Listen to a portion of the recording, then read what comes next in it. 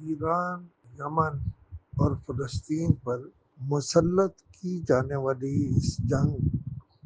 میں امریکہ کہتا ہے کہ ہم اس کا حصہ نہیں ہیں، لیکن اس کی انسٹرکشن تو امریکہ ہی دیتا ہے۔ لہذا ہم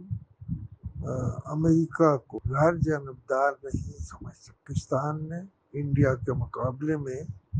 اپنا وفد یعنی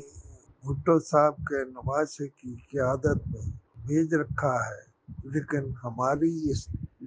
یہ کوشش اس لیے مان پڑ گئی ہے کہ ملک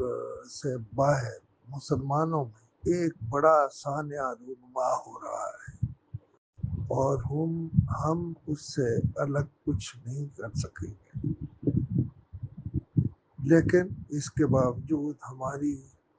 کوششیں جاری ہیں اور مجھے پورا یقین ہے کہ انڈیا پلٹے گا۔ لہذا ہمیں اپنی تیاری پوری رکھنی ہے اور انڈیا کو اس کا جواب دینا ہے، لیکن اس کے ساتھ خاص طور پر فلسطین کے مسلمانوں کو خوراک پہنچانے میں ہمیں اپنا کردار ادا کرنا ہوگا، کیونکہ ہم یہ نہیں ہو سکتا کہ دنیا کے کسی حصے میں مسلمان بھوک سے مر رہے ہوں یا ویسے انہیں بے دردی سے مارا جا رہا ہو اور ہم اپنا آپ اس سے دور رکھیں، یہ ممکن نہیں ہے۔ ہمیں یہ معاملہ فوری طور پر بین الاقوامی فورم پر لے جا کر ایران کو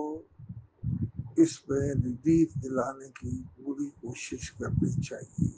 روس اس معاملے میں کیا کردار ادا کرتا ہے یہ بھی دیکھنا ہوگا، اور چین کہاں کھڑا ہے ہمیں تو یہ بھی دیکھنا ہوگا، پھر ہم کوئی فیصلہ کر سکیں گے کہ ہمیں کہاں کھڑے ہونا ہے۔ بہرحال یہ جو کچھ بھی ہو رہا ہے یہ ظلم ہے اور ظلم ہے، اور ہمیں اس کی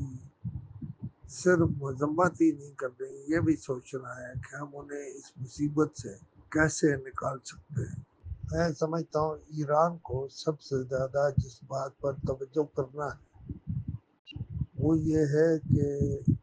اسرائیل نے کچھ ایسے عوامل اس میں جنگ میں شریک کیے ہیں جو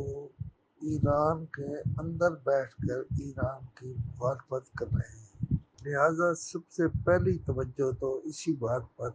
کرنا ہوگی۔ میں انشاءاللہ اس پہ تھوڑی دیر میں یا جلد سے جلد ایک اور پروگرام کروں گا۔